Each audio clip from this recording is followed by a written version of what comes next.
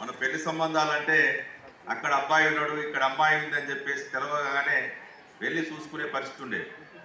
ఇప్పుడు దయానందిన జీవితంలో ఎంతో ఒప్పులు పరుగులు పెడుతున్నటువంటి సందర్భం లోపల అలాంటి వాతావరణం మన దగ్గర లేదు.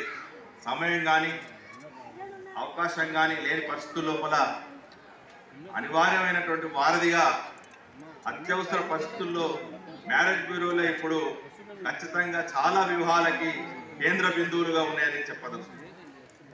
ఈరోజు అమెరికాకు సంబంధం కావచ్చు, ఆస్ట్రేలియా కావచ్చు, ఎన్ఆర్ఎల్ కావచ్చు, వివిధ దేశాలకు సంబంధించినవి కావచ్చు, కులాంతర మతాంతర దేశాంతర ఖండాంతర వివాహాలను కూడా ఈ మ్యారేజ్ బ్యూరోల ద్వారానే నిర్వహించుకోవడం జరుగుతుంది. పెద్ద ఏజ్ వాళ్ళకి కావాలి నుండి పడుసు ఏజ్ టీనేజ్ వాళ్ళతో సహా సంబంధాలు నిర్వహించడం అనేది జరుగుతూ ఉంది. కానీ ఇందులో ప్రధానంగా వివాహాలకు సంబంధించినవి చాలా మ్యారేజ్ బ్యూరోలు చూస్తాం. పరిచయమే మా వంతు, పరిశీలన మీ వంతు అని చెప్పేసి అంటారు. అంటే పరిచయం మాత్రం మేము చేస్తాం కానీ దాని వెనకాల ఆ కుటుంబ నేపథ్యాన్ని అవన్నీ కూడా చూసుకోవాల్సింది మనమే. అంటే ఆ పేరెంట్స్ సంబంధించిన వాళ్ళు, పిల్లల తల్లిదండ్రులకు సంబంధించిన వాళ్ళు. చాలా వరకు పెద్ద పెద్ద కార్పొరేటు సంస్థలు చూస్తాం, కోట్లాది కోట్లు పెట్టుబడి పెట్టి మ్యాట్రిమోనియలు పెద్ద పెద్ద హై క్లాస్లో జరిపేటువంటి వివాహాలు, పందిర్లు గిందిర్లు పెళ్లి పందిర్లు లాంటివి కూడా చేయని పని సామాన్య కుటుంబాల నుంచి వచ్చినటువంటి మీరందరూ కూడా ఇలా వివాహాలు జరుపుతూ ఉన్నారు. ఒక్కొక్కరు చూస్తూ ఉంటే చూస్తూ ఉన్నాం. కొన్ని వెయ్యి వివాహాలు జరిపిన వాళ్ళు, 2000 వివాహాలు, 3000 వివాహాలు జరిపినటువంటి సంస్థలు కూడా ఇందులో మీ అసోసియేషన్లో భాగస్వాములు అయి ఉన్నాయి.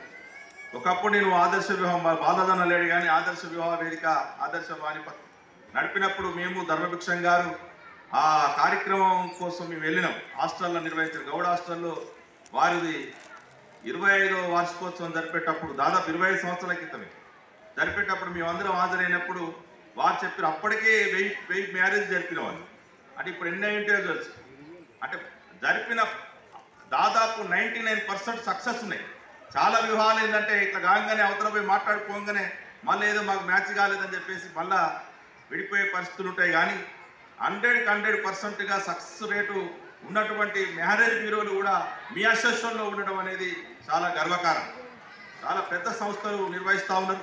దానికి సీనన్న కేంద్ర బిందువుగా శ్రీనివాస్ గౌడ్ గారు అతి తక్కువ కాలంలోనే ఇంత పెద్ద అసోసియేషన్ ఏర్పాటు చేసి, చాలా అసోసియేషన్లు ఉన్నాయి కానీ సక్సెస్ఫుల్ అసోసియేషన్లు మీ అసోసియేషన్తో అప్లైటెడ్ అయ్యి మీ సంస్థలో భాగస్వాములై మెంబర్షిప్ తీసుకున్నటువంటి మ్యారేజ్ బ్యూరోలందరూ కూడా ఇంత సగర్వంగా ఇంత ఆహ్లాదకరమైన వాతావరణంలో మంచి భోజనం చేసుకొని ఎంతసేపు అయినా కూర్చోగలిగేటువంటి వాతావరణంలో నిర్వహించుకుంటున్నందుకు మీ అందరికీ కూడా పేరు పేరున ధన్యవాదాలు తెలుపుతా ఉన్నా.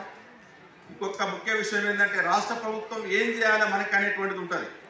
అసలు ఈ మీరు స్వచ్ఛందంగా సంస్థలు కదా, ఎవరికి వాళ్ళు మ్యారేజ్ నిర్వహించుకుంటారు కదా అన్నప్పుడు చిన్న చిన్న డిమాండ్లు వాళ్ళకి సంబంధించిన డిమాండ్లు ఉంటాయి. కాబట్టి అసోసియేషన్ సంబంధించిన డిమాండ్లు ఏమైనా ఉంటే కూడా మేము కూడా మాతోటి అయ్యేటువంటి మాకు అవకాశం ఉన్నంత మేరకు కూడా మేము కూడా ప్రభుత్వం దృష్టికి తీసుకుపోవడానికి పొన్నం ప్రభాకర్ గారు కావచ్చు, అవసరాన్ని కూడా సీఎం రేవంత్ రెడ్డి గారిని కూడా కలిసి మీ అసోసియేషన్ సంబంధించినటువంటి ఏ బాధకాలు సాధకాలు ఏమి ఉన్నాయో ఈ చిన్న చిన్న సమస్యలకు సంబంధించినవి కూడా వాటిని కూడా రికగ్నైజ్డ్ ఆర్గనైజేషన్ కాబట్టి మీది గుర్తింపు చాలా పెద్ద సంస్థలు మీ దాంట్లో భాగస్వాములు ఉన్నాయి కాబట్టి వాటన్నిటిని కూడా దాంట్లో ప్రభుత్వంతో కూడా మీరు చర్చించుకోవడానికి మా వంతు సాయం కూడా చేస్తామని చెప్పుకుంటూ చివరిసారిగా ఏంటంటే చివరి నిమిషంలో మేము మాట్లాడేది మ్యారేజ్ అయిపోతుంది, పిల్లలకు సంబంధించిన చదువులే కూడా ఉంటాయి. వాటికి సంబంధించినవి కూడా మనం ఏంటంటే మ్యారేజ్ చూసిన తర్వాత పెళ్ళిళ్ళు చేసుకున్న తర్వాత చాలా జంటలు కూడా వచ్చినాయి ఇక్కడికి, పెళ్ళిళ్ళు అయినటువంటి జంటలు కూడా. కాబట్టి పిల్లలకు సంబంధించిన చదువు చాలామంది ఏంటంటే వెనకట